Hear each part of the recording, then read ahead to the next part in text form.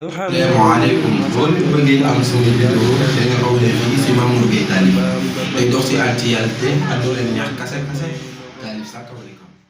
kaay leen ñu waajal bis bii di màggal moo mata waajal moo jara màggal.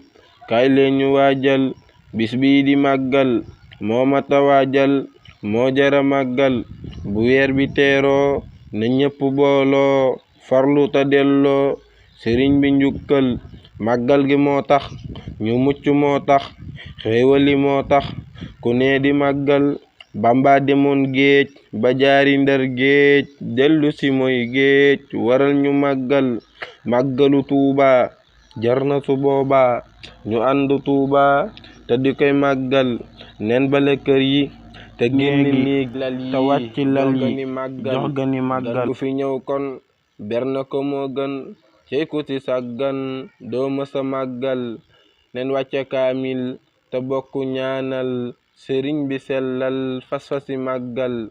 ataaya naana pomat banaana am na si maana si bisu màggal. kafe gu am jar na kaase ney wër xellu ko muy fuur si ngoonu màggal.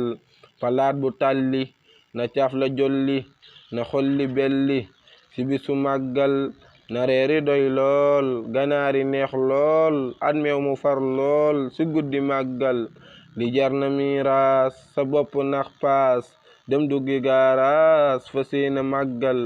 li jar na miiraas sa bopp nax paas dem duggi gaaraas fa seena màggal. ko rekk Mamor xanmul tañaan buur mu may la ay joor si bisu màggal. ko rekk Mamor xanmul tañaan buur mu may la ay joor si bisu màggal. amina amin nee leen ma amin si barke xaadim mi woote màggal. barke Borom Tuubaa.